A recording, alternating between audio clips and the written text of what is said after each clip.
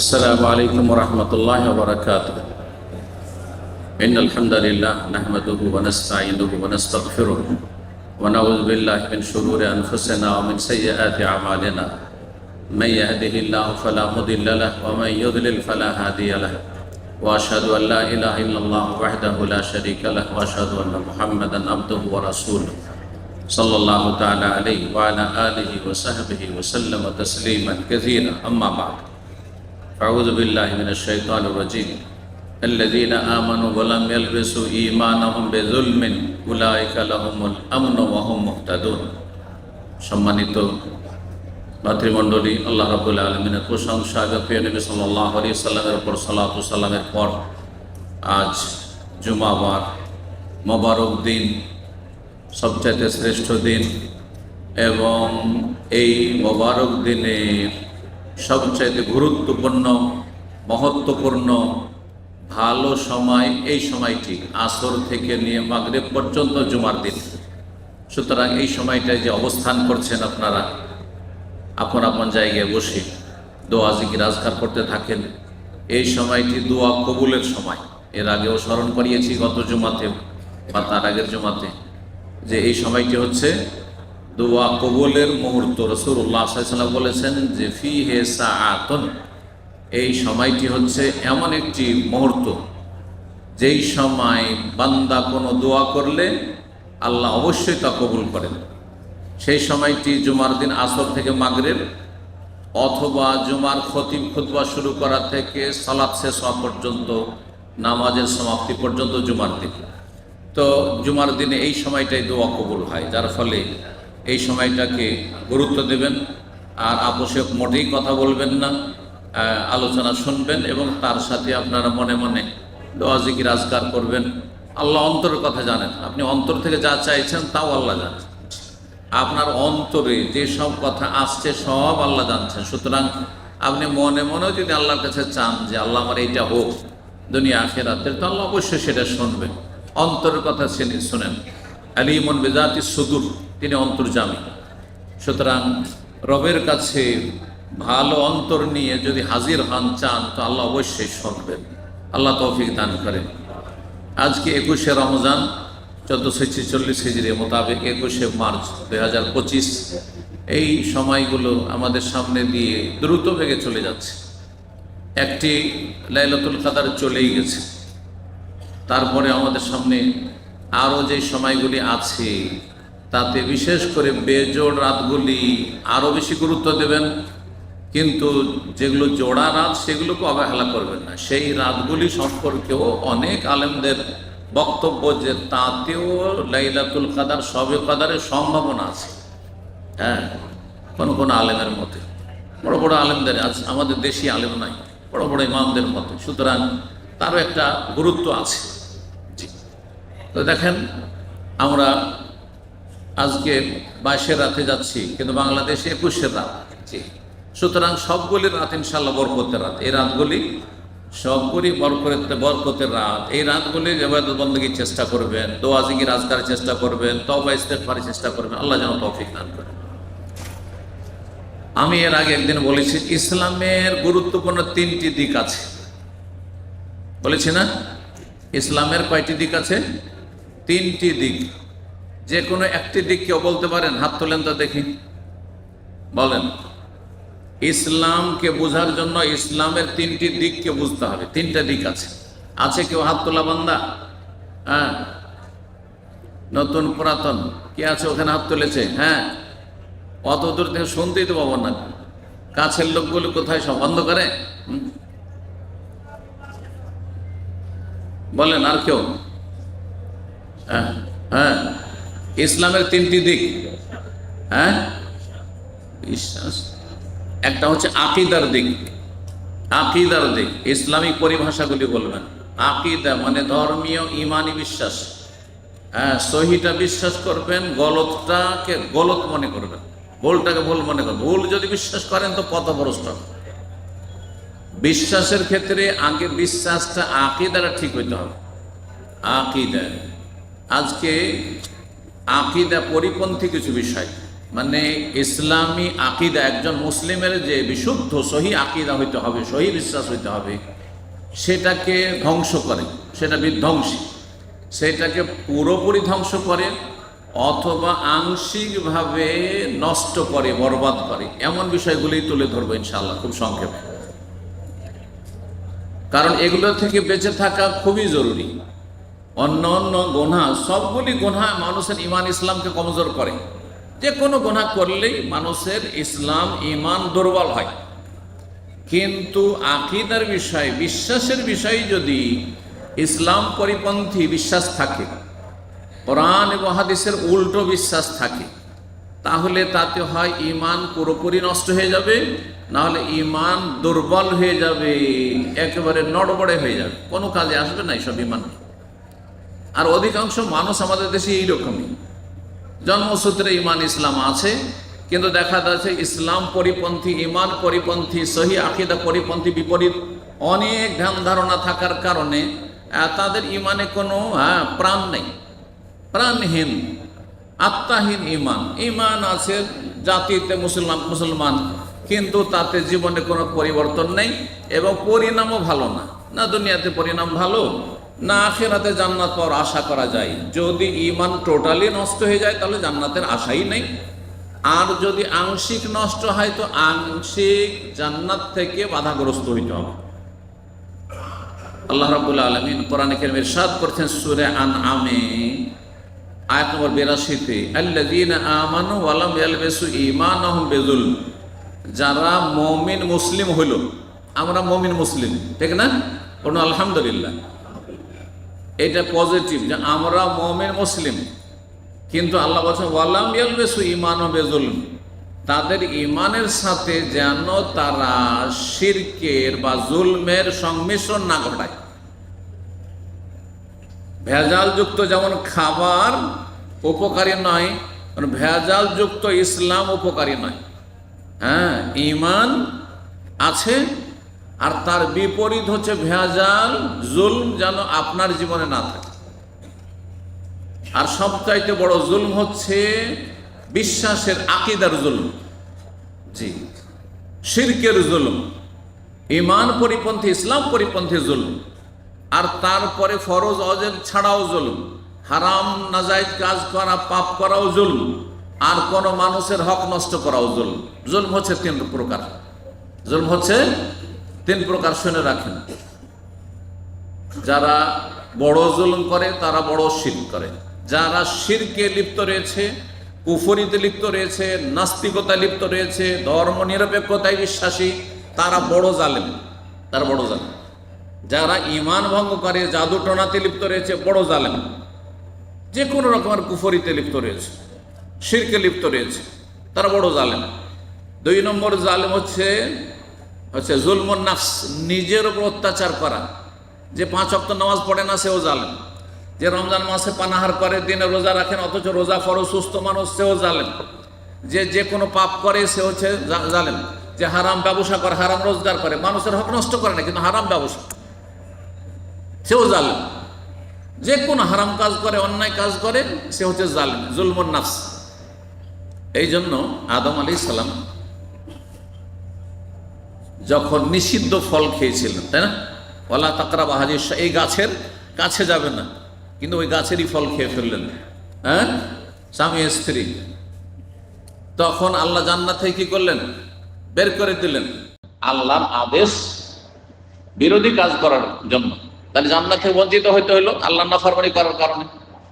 তারপরে তওবা করলেন, তখন কি বলেছিলেন? রব্বানা যালামনা আনফুসানা, আল্লাহ আমরা জুলুম করেছি নিজেদের উপর, পরের উপর জুলুম করিনি, কারো হক নষ্ট করিনি। গাছের কোনো মালিক নেই যে পরের গাছের ফল খেয়েছি, এটা জান্নাতের গাছ, কিন্তু আল্লাহ যেহেতু নিষেধ করেছেন সেই নিষেধাজ্ঞা লঙ্ঘন করে এই ফল খেয়েছি, সুতরাং নিজের উপর জুলুম করেছি। এবার বুঝতে পারছেন, যে কোনো পাপ করছেন আপনি জালেম, হয় নিজের উপর জুলুম করছেন, আর না হলে বড় জুলুম যদি শিরক কুফরি করেন তাহলে, আর না হলে জুলমুল ইবাদ। 3 নম্বর হচ্ছে জুলমুল ইবাদ, আল্লাহর সৃষ্টির উপর জুলুম করা, মানুষের উপর জুলুম করা, মুমিন মুসলিমের জুলুম করা, নিরীহ মানুষের জুলুম করা, অমুসলিম হইলেও, হ্যাঁ, নির্দোষীর উপর জুলুম করা, আর কোন আল্লাহর সৃষ্টি পশু পাখির জুলুম করা সবকিছু হারাম।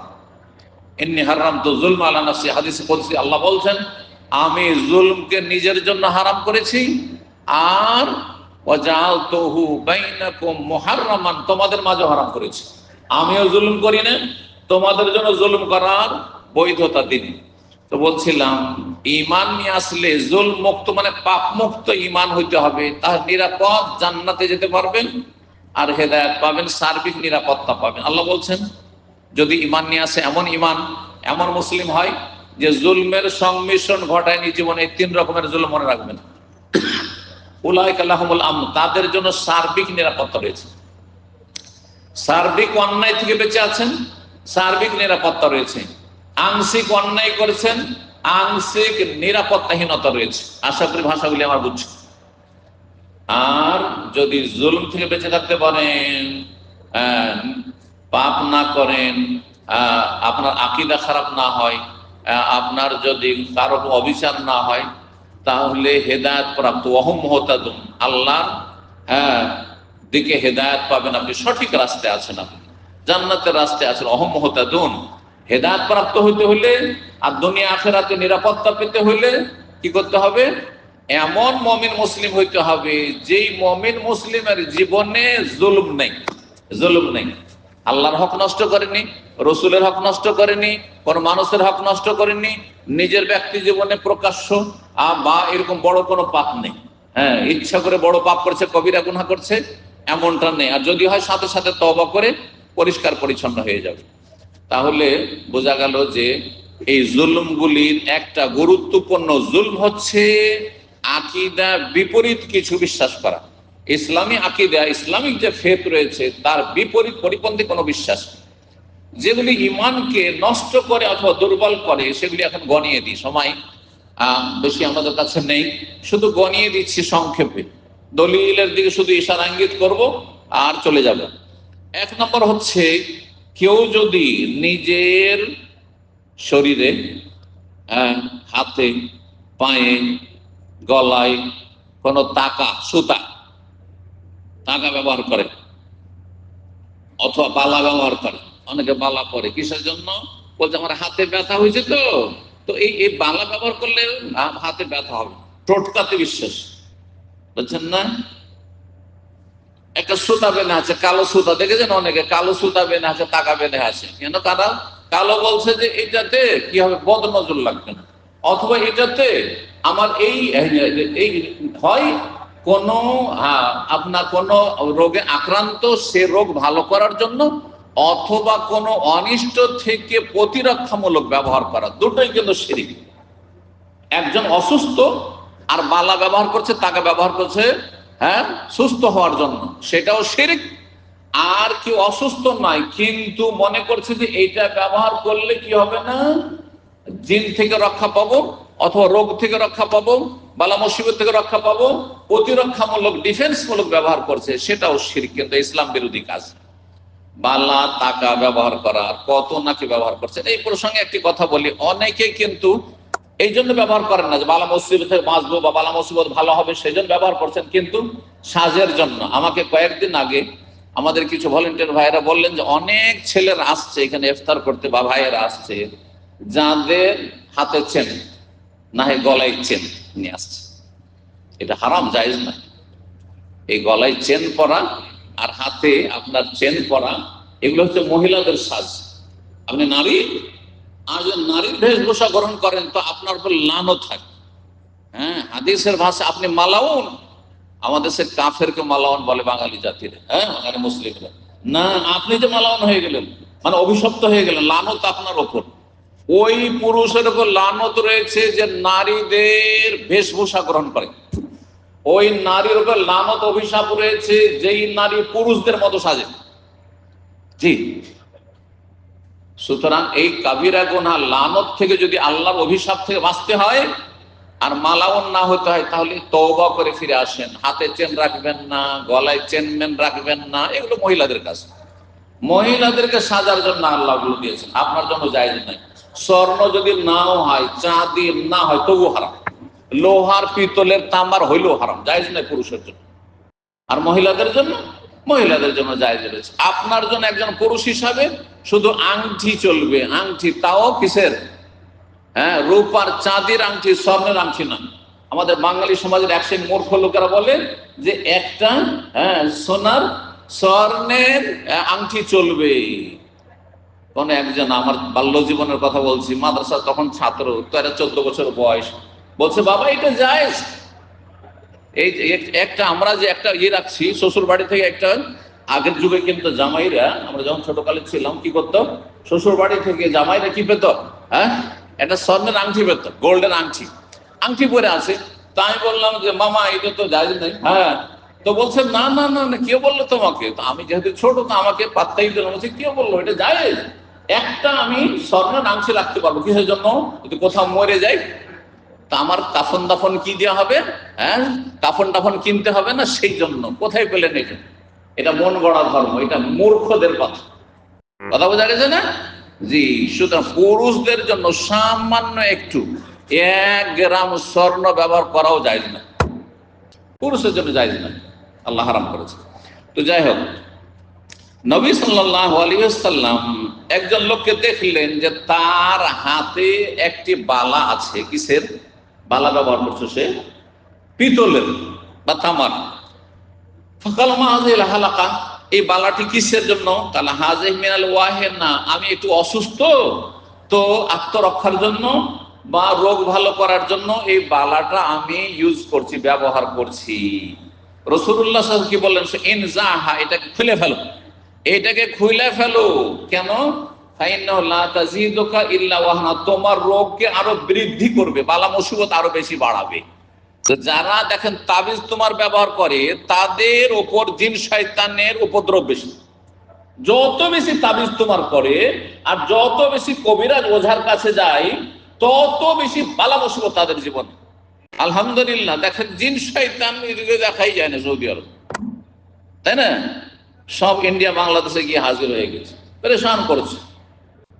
যারা যত বেশি শিরিক করবে, যত বেশি টোটকা মোটকা বিশ্বাসী হবে, যত বেশি ভ্রান্ত বিশ্বাসী, তাদেরকে জিন শয়তান, মানুষ শয়তান তত বেশি পরেশান করবে। এটা যে ধরে রাখেন, মুখস্থ রাখেন। কারণ আপনার আল্লাহর উপর ভরসা কমে গেছে, তাবিজের উপরে ভরসা। আপনার ওই বালার উপর ভরসা হয়ে গেছে, আপনার ওই সুতা টাকার উপর ভরসা হয়ে গেছে, আপনার ছিঁড়া স্যান্ডেল জুতার উপর ভরসা হয়ে গেছে। আমার গাড়িকে রক্ষা করে ছিঁড়া স্যান্ডেল জুতা। কথা বোঝা গেছে? এত অধম আপনি, আল্লাহ হেদায়েত দান করুন। ইবনে মাজার হাদিস, যে হাদিসটি হাসান, আমলযোগ্য হাদিস, যে বালা কঠোর ভাবে নিষেধ রাসূলুল্লাহ সাল্লাল্লাহু আলাইহি ওয়াসাল্লাম। 2 নম্বর ঈমান নষ্টকারী বা ঈমান দুর্বলকারী বিষয় হচ্ছে তাবিজ। তাবিজ এবং শিরকি মন্ত্রতন্ত্র, শিরকি ঝাড়ফুঁক। যদি কেউ দেবদেবীর নাম নিয়ে, গৌস কুতুবের নাম নিয়ে, জিলানি চিশতির নাম নিয়ে যদি দম করে, ঝাড়ফুঁক করে, বড় পীরের নামে দম করছি, তাহলে শিরিক করলো, শিরিক করলো। খাজা বাবার নামে আমি কেউ করছি, দম করছি, রুকিয়া করছি, ঝাড়ফুঁক করছি, তাহলে শিরিক করলো। শাহজালাল নামে, শাহপুরার নামে করছি, তাহলে সে শিরিক করলো। বোঝা গেছে? আল্লাহর নামে যদি কেউ ঝাড়ফুঁক করে, তাহলে শরীয়ত সম্মত যায় ঝাড়ফুঁকের বিষয়। কিন্তু তাবিজ সব রকমই না যায়। তাবিজ যদি বিসমিল্লাহর তাবিজ থাকে তবুও না যায়, সূরা ফাতিহার নকশা থাকে তবু, নকশা করার অধিকারটা কে দিল? এই যে আমাদের দেশীয় কোরআনগুলিতে সূরার নকশা দেখেছেন না দেখেননি? সূরাকে অঙ্কতে বের করেছে, এরা নাম্বার 1 শয়তান। এই অধিকার দিল কে? এই ধর্ম মদিনা ধর্ম নয়। এই কোরআনের অক্ষরকে অঙ্কে বের করা এটা ইরানি ধর্ম। ভালো করে শোনো, বাস্তব কথা বলছি। এক একটা অক্ষরে এত নাম্বার বের হয়। এই নাম্বারিং সিস্টেমটি আসলে পারস্য দেশ থেকে এর উৎপত্তি, এর জন্ম হয়েছে পারস্য দেশে। আরবরা জানতোই না যে আবজাদ হাওয়াজ ভর্তির এই এত নাম্বার হয়, এগুলো জানতোই না। পরে সেখান থেকে ইরান থেকে, পারস্য দেশ থেকে তখন আরব সমাজে যারা পথভ্রষ্ট, তাদের মাঝে পাচার হয়েছে। কিন্তু এই নাম্বারিং এর অস্তিত্ব নবী সাল্লাল্লাহু আলাইহি ওয়াসাল্লাম আমলে, সাহাবা কেরাম আমলে, আবু হানিফা, শাফি, মালিক আমলে ছিলই না। এগুলো ছিল না, এগুলো হচ্ছে পারস্য দেশের সভ্যতা। তারপরে কোরআনের মতো আল্লাহর কালামকে অঙ্কে বের করার অধিকার এটা কে দিল? সুতরাং এটা চরম অপরাধ করেছে যারা কোরআনে কারিমের শুরুতে বা শেষে, এটা সূরা ফাতিহার নকশা, এটা সূরা বাকারার নকশা, এটা হচ্ছে সূরা কাহফের নকশা, সূরা মারিয়ামের নকশা, এটাতে এই ফল আছে, এটাতে এই ফল আছে, এটাতে এই ফল আছে, শিরকি আকীদা বিশ্বাসী তারা শিরকি আকীদা বিশ্বাসী, তারা তাবিজ তোমারে বিশ্বাসী। তাবিজকে রাসূলুল্লাহ শিরক বলেছেন, হাদিস শোনায় আপনাদেরকে। যায়েনাব আব্দুল্লাহ বিন মাসউদ রাদিয়াল্লাহু তাআলার স্ত্রী বর্ণনা করছেন যে সমেত রাসূলুল্লাহ ইয়াকুল, আমি রাসূলুল্লাহ বলতে শুনেছি, ইন্না রোকা ওয়া তামাইম ওয়া তেওয়ালাতে শিরকুন, নিশ্চয়ই শিরকি ঝাড়ফুঁক বা এমন বাক্য দিয়ে ঝাড়ফুঁক করা যেটা বোধগম্য না, এমন কোন ভাষা দিয়ে আপনার ঝাড়ফুঁক করছে বোঝা যায় না। যারা কবিরাজি করে তারা কি করে জানেন, এমন ভাষায় বলে বুঝবেন না, হো হো হো হো করে, ওই হিন্দুদের মন্ত্রতন্ত্র পাঠ করার মতো। এটা শিরক, জায়েজ না। দালমে কালা, কেন স্পষ্ট ভাষা বলছেন? আমি স্পষ্ট ভাষা বলছি, সেখানে স্পষ্ট ভাষা বলছেন, বোধগম্য ভাষায় হইতে হবে, আর সেটা আরবি ভাষা হলে নিরাপদ, আর তাতে তাওহীদ হইতে হবে, সুন্নাহ হইতে হবে, তার যেন শিরক না থাকে। আল্লাহ ছাড়া অন্যের না। আরবি ভাষাতে যদি ইয়া গাউস মাদাদ থাকে চলবে? ইয়া জিলানি মাদাদ চলবে? ইয়া খাজা মাদাদ চলবে? শিরক, জি শিরক। আল্লাহ ছাড়া অন্যের কাছে মদদ চাই, ইসলাম নষ্ট করে ফেললো। তো রাসূলুল্লাহ বলেছেন যে যেই ঝাড়ফুঁকে শিরক রয়েছে অথবা বোধগম্য নয়, এরকম ঝাড়ফুঁক শিরক। অত্তামাইম, তাবিজ হচ্ছে শিরক। তাবিজ যে কোনো তাবিজ জায়েজ নয়, হারাম। যদি কোরআনও লেখা থাকে, সূরা ফাতিহা লেখা, সূরা নাস ফালাকও লেখা থাকে, তাহলে সেটা নিয়ে পায়খানায় গেলেন না আপনি? তো আপনি কোরআন অবমাননা করলেন না? আপনি না পাক বা স্বপ্ন দোষ হলো, গায়ে লেগে আছে তাবিজ, আপনি অবমাননা করছেন না কোরআনের? কোরআন আপনার, কোরআনী তাবিজ আপনার গায়ে আছে, আর আপনি স্বামী স্ত্রী সহবাস করছেন না, আপনি নাপাক হচ্ছেন না? তাহলে এই অবস্থায় কি করে আপনি মেনে নিচ্ছেন যে কোরআন অবমাননা? যদি একটা অমুসলিম যদি কোরআন অবমাননা করে, তাহলে তখন তো মনে হচ্ছে আপনার ঈমান একবারে ফুটে পড়ছে, কিন্তু নিজের রাত দিন অবমাননা করছেন আপনি কোরআনের এই তাবিজ তোমার করে, বুঝেন না? আর তারপরে ধর্মীয় তাবিজের নামে আর কোরআনের তাবিজের নামে যে কি যে শিরক থাকে সেটা তো আমাদের জানাই আছে। এখানে একজনকে পেয়েছিলাম ওই রকম রোগীকে, যার গলা থেকে কোমর আর হাতে তাবিজ আর তাবিজ, তাকে তার শাশুড়ি তাকে কি করেছিল, বান মেরেছিল, মানে তাকে ইয়ে করেছিল আর কি, জাদু করেছিল। তো সে অনেকগুলো তাবিজ দেশ থেকে নিয়ে এসে ব্যবহার করছে। এক সৌদি আমার সাথে ছিল, আলী শাহরি নামে, সে এইগুলো আপনার ঝাড়ফুঁক, শরীয়তি ঝাড়ফুঁক করতো আর জিনের কাজ করতো। তো ওকে নিয়ে ওর সামনে হাজির, হঠাৎ করে ওই সৌদি ওর গায়ে হাত দিয়ে, যেমন হাত দিয়ে সব তাবিজ গুলো সব বেরিয়ে এসছে। তাবিজ খুলে এক একটা করে ভেঙে দেখলাম, আমি সেই সৌদি সাহেব, তো দেখলাম যে তাতে গস কুতুবের নাম, ইয়া খাজা, ইয়া আলী, ইয়া হুসেন, অমুক মাদাদ, অমুক তুমুক, এগুলো লেখা আছে। আর তাকে যখন জিজ্ঞাসা করলেন এই তাবিজ দিয়েছে কে, বলছে আমাদের গোপালগঞ্জের বড় মাদ্রাসা গৌহারডাঙ্গার যিনি মুহাদ্দিস সাহেব শাইখুল হাদিস, তিনি দিয়েছে। যদি সত্য কথা বলে তাহলে এই সব শাইখুল হাদিসের আকীদা তো বড় সমস্যা আছে। আর যদি উনি মিথ্যা কথা বলেন, কোথাও থেকে নিয়ে এসেছেন আর তারপরে মিথ্যা কথা বলেন, তার জবাব সে দিবেন। কিন্তু তার কথাই ঠিক, আজকে থেকে 25 বছর আগের কথা বলছি, এই দাম্মামের কথা বলছি। আল্লাহ হেদায়েত দান করুন। তাহলে কোরআনী তাবিজের নামে কত শিরকি তাবিজ চলছে, চিন্তা করেন। আমাদের দেশে এমনও তাবিজ হয়, এলাকার 7 জন সুদখোরের নাম দিয়ে তাবিজ হয়। জানেন না? ছোট থেকেই জানি এগুলো। এলাকার বড় বড় পাপী সুদখোর, ওদের নাম লিখে তাবিজ করে ওদের, এমনও তাবিজ হয়। শয়তানি তাবিজ হয়, শয়তানকে সন্তুষ্ট করা, আল্লাহকে অসন্তুষ্ট করা, জাহান্নামের রাস্তা ধরা, জান্নাতের রাস্তা থেকে বঞ্চিত হওয়া। সতর্ক, সাবধান।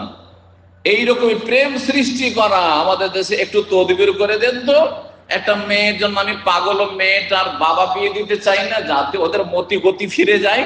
শিরক, নবী সাল্লাল্লাহু আলাইহি ওয়াসাল্লাম বলেছেন শিরক। আকৃষ্ট করার তদবির শিরক। বিচ্ছিন্ন করা, স্বামী স্ত্রীতে খুব ভালোবাসা, বা ছেলে আর বউ একবারে বউকে ছেড়ে ছেলে থাকতে পারে না, মা বরদাস্ত করে না, এই বউকে রাখবো না, এখান থেকে যৌতুক পাওয়া যায়, এখান থেকে আমার স্বার্থ হাসিল হয় না। যার ফলে তখন তো একটু তদবির করে দেন তো হুজুর। এই যে হুজুর, শিরকি হুজুরের কাছে তদবির করতে যায়। নবী সাল্লাল্লাহু আলাইহি ওয়াসাল্লাম বলছে ওয়াত্তেওয়ালা তো শিরকুন, প্রেম সৃষ্টি করা অথবা বিচ্ছেদ সৃষ্টি করার যেসব সেহের জাদু টোনা রয়েছে, যেগুলোকে তদবির বা দোয়া তাবিজ বলা হচ্ছে আমাদের দেশীয় ভাষায়, সেগুলিকে নবী সাল্লাল্লাহু আলাইহি ওয়াসাল্লাম শিরিক বলেছেন। মুসনাদ আহমদের হাদিস, আবু দাউদের হাদিস, ইবনে মাজার হাদিস। জি, হাদিসটি সহিহ। তো আশা করি বুঝতে পারছেন। তাবিজ যদি কারো গলায় থাকে, কোমরে থাকে, খুলে ফেলেন, গাড়িতে থাকে ছুঁড়ে ফেলেন, বাড়িতে থাকে ছুঁড়ে ফেলেন, নিশ্চিহ্ন করেন, না হলে বালা মুসিবত আপনার পিছু ছাড়বে না, আপনার রাত দিন বালা মুসিবত লেগে থাকবে। কারণ শয়তান আরও সুযোগ নেবে, যাতে করে শয়তানকে আরও বেশি পূজা করেন আর শয়তানকে সন্তুষ্ট করেন। আল্লাহ শয়তানের অনিষ্ট থেকে, মানুষ শয়তান জিন শয়তান অনিষ্ট থেকে আল্লাহ হেফাজত করেন। এইরকমই যে কোনো জায়গায় গাড়িতে অনেক কিছু ঝোলানো থাকে আমাদের, সে একটু আগে বলছিলাম, ছিঁড়া জুতা ঝোলা থাকে, ছিঁড়া স্যান্ডেল ঝোলানো থাকে, তারপরে ওই যে আপনার ভাঙা হাঁড়ি এতে থাকে, চাষাবাদের জমি জায়গাতে। কিসের জন্য? যদি বলেন যে জমি জায়গা রক্ষার জন্য, এটা তো রক্ষা হবেই, তাহলে শিরক। কিন্তু যদি বলেন যে এটাতে পাখিকে তাড়ানোর জন্য, এটা দেখলে একটা মানুষ মনে করবে, তখন পাখি চলে যাবে, সেটা ভিন্ন বিষয়, সেটা ভিন্ন বিষয়। এমন কি কেউ যদি আয়াতুল কুরসি, আজকাল তো ভালো ভালো প্লেটে আয়াতুল কুরসি লিখে বাড়িতে সাজিয়ে রাখছেন না, এটার উদ্দেশ্য কি? মাসলাটি জানেন? এর উদ্দেশ্য যদি আপনার ঘর সাজানো হয় তো জায়েজ নয়, জায়েজ না, কিন্তু শিরিক হলো না ঘর সাজানো। কারণ আল্লাহর কালাম কোরআন দিয়ে আপনার ঘর সাজাবেন, হ্যাঁ, পবিত্র কালাম আল্লাহর কালাম দিয়ে আপনার তুচ্ছ বাড়িটাকে সাজাবেন, এটা কোরআনের অবমাননা। সুতরাং জায়েজ না। এই যে যারা আয়াতুল কুরসি সুন্দর সুন্দর নেম প্লেট, সূরা ফাতিহা লেখা আছে, তমুক জিকির আজকাল লেখা আছে, দোয়া ইউনুস লেখা আছে, আর আপনি ঘর সাজিয়ে রেখেছেন, মোটেই জায়েজ নাই। আর যদি সেটা ঘরের হেফাজতের জন্য, যে আয়াতুল কুরসি, সূরা ফাতিহা, অমুক তমুক এগুলো ঝুলানো থাকলে জিন শয়তান বদনজর থেকে আমার বাড়িটা হেফাজতে থাকবে, গাড়িটা হেফাজতে থাকবে, তাহলে এর নাম শিরিক। এটা আরো বড় অপরাধ হয়ে গেল, এটা শিরিক হয়ে গেল। তাহলে বুঝতে পারছেন, মোটেই জায়েজ না এটা। কারণ আপনি আল্লাহ ছাড়া অন্যের আস্থা করছেন, এইটা আপনাকে রক্ষা করবে, রব আপনাকে রক্ষা করে না। সুতরাং এটি মোটেই জায়েজ নয়। একমাত্র একটি অবস্থায় জায়েজ, সেটা বলি, সেটা যদি হয় যে ছোট কচি কাঁচা বাচ্চারা দেখে দেখে মুখস্থ করবে। কিন্তু সাধারণত এইরকম নিয়ত কারো থাকে না, যে সামনে আছে, ধরেন আপনার দোয়া, গাড়িতে চড়ার দোয়া মুখস্থ নেই, গাড়িতে চড়ার দোয়া মুখস্থ নাই, সুবহানাল্লাহ সাখারাল্লাহ হাযা, এই দোয়াটি মুখস্থ নাই। তো একটা আপনার পেপার, আজকাল পেপারে পাওয়া যাচ্ছে, প্রিন্ট করা পাওয়া যাচ্ছে, সামনে ঝুলানো আছে। কিসের জন্য? যখন গাড়িতে দেখবো তখন মনে হয়ে যাবে, আর মনে হইলে পড়ে নেব, অথবা আমি দেখে না দেখে পড়তে পারি, মুখস্থ নেই তো দেখে দেখে পড়ে নেব, এতটুকু শুধু জায়েজ আছে। কিন্তু এ ভিন্ন কোনো কিছু লটকে রাখবেন গাড়িতে, বাড়িতে, জায়গায়, জমিতে, গাছে, ফলের গাছে, মোটে জায়েজ না। ফলন বাড়াবার জন্য এগুলো জায়েজ নয়, এগুলো শিরকের অন্তর্ভুক্ত, ঈমান নষ্টকারী। 3 নম্বর বিষয় যাতে কি হয় ঈমান দুর্বল হয়ে যায়, তা হচ্ছে তাবাররুক নেওয়া। আর তাবাররুক যে আমাদের পীর মুরিদি দেশে এত বেশি আছে, পীরের হাতে বরকত, পীরের জুঠাতে বরকত, পীরের থুথুতে বরকত, পীরের ঘামে বরকত, এমনকি পীরের পানের পিক প্যাচার প্যাচার করে ফেলছে, তাতেও বরকত। জানেন না? হ্যাঁ, রাগ করবেন না। আমাকে একজন সিলেটি ভাই বলছে যে আমাদের ফুলতলি পীর, হ্যাঁ, সে পীরের মুরিদ ছিল, ফুলতলির মুরিদ ছিল, আর তারপরে হেদায়েতে আমার ইসলামী আজকে থেকে 20-25 বছর আগের ছাত্র।